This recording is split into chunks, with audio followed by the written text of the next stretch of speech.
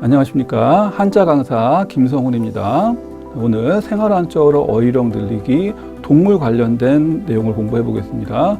우리 말이 한자어가 70%거든요. 그래서 여러 가지 주제별로 중에서 동물 관련된 단어를 공부해 보도록 하겠습니다. 자, 낭패라고 했어요. 낭자는 일이랑자고요. 패자도 일이 패자입니다. 우리가 통상 낭패보다라고 할 때 그게 어떻게 일이와 관련이 있나라고 우리가 좀 의아할 수가 있는데 다 관련이 있어요. 한번 보겠습니다.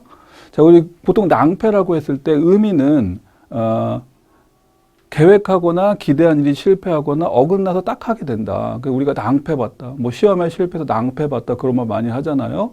근데 이게 일이와 일이에요. 그러니까 일이하고 일이라는 동물이 어떻게 이런 의미가 됐을까? 그래서 우리 활용 보시면 오늘도 지각이라니 이거 참 낭패로다 이런 뜻으로 이제 많이 활용을 하고요. 이건 중국 신화집 산해경에 보면 이런 얘기가 있어요. 상상 속의 동물입니다. 실제 동물이 아니라 낭과 패라는 각각의 동물이 등장해요. 아주 오래전 서적입니다. 여기에 낭의 특성이 있어요. 뒷다리가 없거나 아주 짧아요. 거의 없다고 생각하셔도 돼요. 그러니까 패는 반대로 앞다리가 없거나 매우 짧아. 그럼 이 낭이란 패는 혼자서는 도저히 움직일 수가 없습니다. 가고 싶어도 못 가요, 어디를. 자, 그러면 어떻게 할까요? 이 둘은 지금 서로 반대니까 낭의 등에 패가 이렇게 얹혀 타면 돼요. 그래서 서로 이제 낭이 앞에서 끌어주고 패가 뒤에서 밀어주는 방식으로 그렇게 이제 이동을 하게 되면은 아주 좋죠. 그죠? 오늘은 낭이 가고 싶은데 가고, 내일은 패가 가고 싶은데 가고, 그런 식으로 이제 서로 가고 싶은 방향으로 가는 거예요. 그러면 이제 되게 좋잖아요. 서로 상부상조하고. 그런데 하지만 둘 사이가 항상 원만하지만 않았던 거예요. 그러니까 낭이랑 패도 어느 날은 내가 가고 싶은 곳만 가고 싶고, 패는 반대로 패가 가고 싶은 곳 가고 싶을 때가 있었던 거야. 그러니까 서로 이제 싸우게 되는 거죠.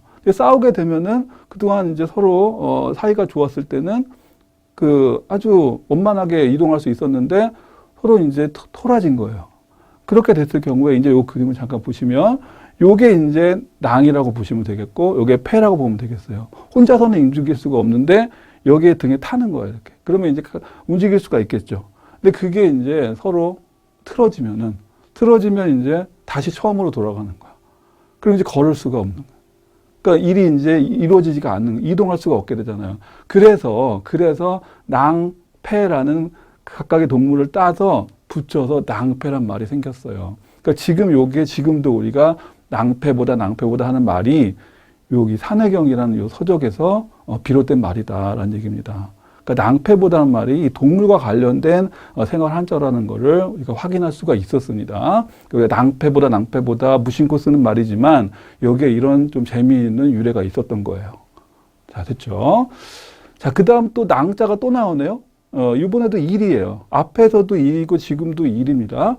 그런데 앞에 거는 아까 산해경이라는 아주 오래된 그 고전 서적에 나온 신화집에 나온 상상 속의 동물입니다. 자, 그런데 여기 지금 우리가 낭자에서 보는 이 일이는 실제 우리가 뭐 동물의 왕국이라든가 이제 그런 동물, 실제 존재하는 일이를 생각하셔도 돼요. 일이나 늑대를 생각하시면 됩니다. 그러면 그 일이나 늑대, 그 일이류의 이 동물들은 어떤 특성이 있는지를 우리가 알아볼 필요가 있어요. 자, 한자를 보시면 일이랑자와 깔개 자자입니다. 그러니까 일이가 깔고 자는 자리야. 그러니까 이리가 이제 보통 이리의 습성이 한 곳에 정착하지 않고 이동을 참 많이 한대요. 물론 이게 야생 동물이 뭐 다 이렇게 이동하는 특성이 있겠지만 특히 요 이리는 더 그런 게 심하대요. 어디에 잠깐 있다가 오래 머물지 않고 또 다른 곳으로 이동하고. 그러니까 그 이리가 이제 모여 있는 자리를 보면은 유난히 지저분하대요. 그게 엄청나게. 마치 여기는 뭐 우리가 이제 집에 정착하지 내 집 아니면 막 지저분하게 하게 만드는 것처럼 이 이리가 그걸 아는지 자기가 잠깐 있었는데 막 지저분하게 또 다른 데로 가고 또 지저분하게 또 다른 데로 가고 그런 식으로 하다 보니까 이리가 잠깐 머물렀던 자리는 유난히 더럽고 지저분했던 거예요. 막 어수선하고. 자, 그렇게 해서 여기저기 흩어져서 어지럽다라는 뜻으로 지금 쓰게 되고 있습니다. 그래서 활용을 보시면 사건 현장에는 그야말로 잘 쓰죠. 선혈이 낭자했다. 우리가 선혈, 아주 뚜렷한, 아주 붉은 그 선명한 피가 낭자했다라고 하면은 이거는 어떤 의미를 우리가 내포하는 걸까요? 피가 그냥 어느 한 공간에 이렇게 흥건히 있으면 안 돼. 낭자한다고 쓰면 안 돼요. 낭자는 여기저기 막 흩어져야 돼. 그러니까 벽 쪽으로 막 이렇게 아주 좀 끔찍한 현장을 묘사할 때 잘 쓰는 말입니다. 그래서 선혈이 낭자하다란 말을 쓰면은 아주 그 이제 피가 핏자국이 여기저기 흩어진 모습을 사건 현장을 묘사할 때 쓰는 말이에요. 그럼 이 사진을 잠깐 보시면 요게 이제 이리가 늑대나 이리류가 이렇게 자고 난 요 자리들이 유난히 지저분했던 거예요. 그러니까 그런 것들. 그러니까 이리가 잠시 머물렀던 자리가 아주 지저분했던 거. 그러니까 그런 거기서 이제 우리가 낭자라는 이리가 자고 난 자리다. 이리가 머물고 난 자리가 아주 지저분하고 정돈되지 않았다는 그 의미에서 우리가 낭자하다라는 의미를 가지고 단어를 쓰고 있는 것입니다. 그래서 요거는 실제 이리, 그 낭패에서의 낭자나 패자는 상상 속의 동물인 그 동물을 말하는 것이고요. 이건 실제 동물을 말하는 겁니다. 여하간 둘 다 동물과 관련된 단어는 맞는 겁니다. 그러니까 동물에서 유래된 단어들이 또 이렇게 많이 있다라는 거예요. 그러니까 그런 단어들을 지금 우리는 보고 있는 것입니다. 자, 유해를 볼까요? 유해? 자, 우리 유해라는 말을 참 잘 씁니다. 예, 우리 뭐 매스컴을 통해서 뉴스를 통해서 뭐 집행유해라는 말 참 많이 듣죠. 집행유해. 집행이 유해한다. 그 유해가 동물과 관련했다라는 것을 모르는 사람이 많을 거예요. 그러니까 그거를 한번 우리가 알아보도록 할게요. 자, 우선 유자는 오히려 유자 머뭇거리다라는 뜻이고 예자도 미리 예자 머뭇거리 예자인데 근데 원래 이 유자하고 예자는 원래는 동물의 의미를 가지고 있었다는 얘기예요. 유자나 예자나 다 마찬가지로.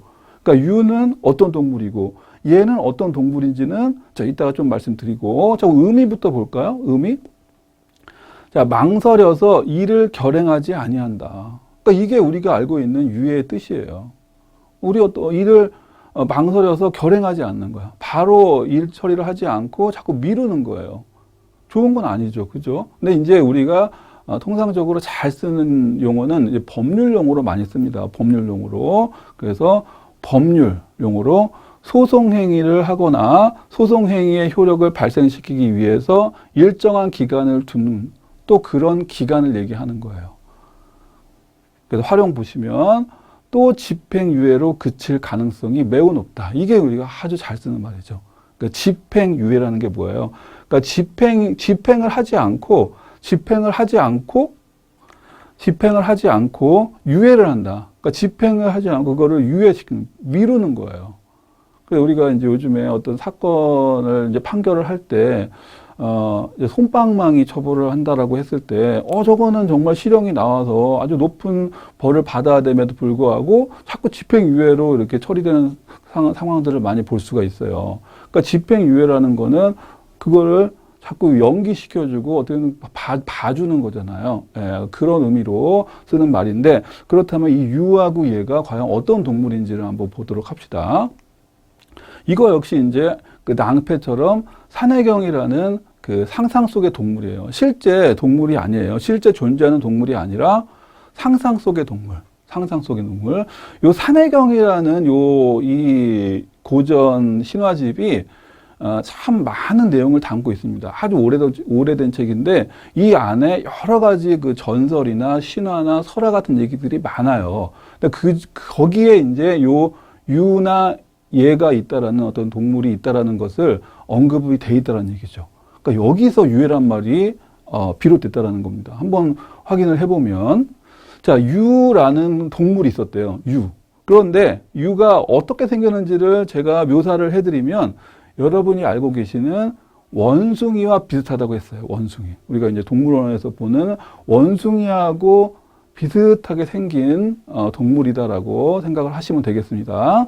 자, 그런데 이 원숭이하고 비슷한데 근데 어떤 특성이 있는지를 봐야 돼. 원숭이와 비슷하다라는 게 중요한 게 아니라 이 유라는 원숭이처럼 비슷한 이 유가 어떤 특성을 가진지를 우리가 확인을 해야 되는 거예요. 어떤 특성을 가지고 있느냐? 이 유라는 동물은 전설상의 상상 속의 동물은 의심이 아주 많아. 그래서 엄청 소심해요. 예. 그래서 우리가 이제 원숭이를 보면 이 나무 저 나무에서 이렇게 막 뛰어다니고 그러잖아요. 그렇죠? 그리고 가동 아주 이렇게 자유롭게 움직이는 걸 볼 수 있잖아요. 그런데 이 원숭이 요 유는 나무에서 이제 내려와서 어디 이동을 좀 하고 이 나무에서 저 나무로 이동을 해야 되는데 무슨 소리가 나면은 이게 소심하니까 움직이지 못하는 거야. 다른 나무로 건너가지 못해. 그래서 거기에 또 움츠리고 있다가 또 가려다가 또 멈칫하고 가려다가 소리 나면 또 멈칫하고 이렇게 의심이 많아서 뭔가 머뭇거리고 자꾸 일을 결행하지 않는 거예요. 이 유라는 동물이 그런 특성을 가지고 있다는 것이에요. 자, 이게 유고요. 그럼 얘는 뭘까? 얘는 우리가 알고 있는 코끼리와 비슷한 어떤 형상을 가진 동물이라고 합니다. 이 얘라는 동물은 또 어떤 특성을 가지고 있냐면 덩치는 크잖아요, 코끼리가. 근데 이 코끼리 덩치가 큰 이 덩치 큰 이 얘라는 동물은 우리 코끼리들 보면 이거 어떤 매스컴을 통해서 동물의 왕국 같은 그런 프로를 보면 거기 코끼리가 물을 건너가는 모습을 이제 많이 보셨을 거예요. 그럼 물을 건너가려고 할 때 물을 못 건너고 물 속에서 뭔가 또 뽀록뽀록 소리가 나면은 발을 못 담그는 거야. 예. 건너가지 못하고 발을 담궜다가 다시 뺐다가 또 건너가려고 하다가 또 소리 나면 또 다시 발을 뺐다가 그러니까 이런 식을 계속 반복하는 거예요. 예. 계속 반복하고 앞으로 나가지를 못하는 거예요.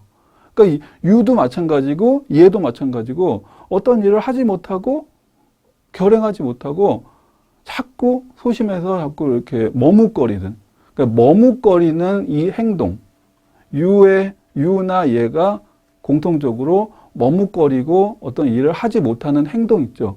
그 행동에서 이 유와 얘의 특성을 우리가 기억을 해보는 거예요. 그러면 이런 유와 얘의 이런 그 특성들을 유라는 요 말과 얘라는 말을 마찬가지로 갖다 붙인 겁니다. 예, 그래서 그거를 우리가 이런 동물의 형상으로 우리가 이해를 해볼 수 있겠고요. 그러니까 유와 얘가 이제 결행하지 못하는 그런 의미로 확인할 수가 있습니다.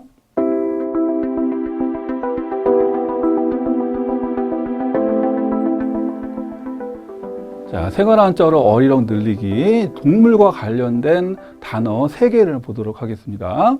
자, 오늘도 지각이라니 이거 참 낭패로군. 참 잘 쓰죠, 우리가 이런 말. 낭패봤다라는 말. 그런데 동물과 관련됐다고 했어요. 그러니까 이 얘기는 뭔가 동물과 관련이 있어야 돼. 일이 랑자, 일이 패자예요.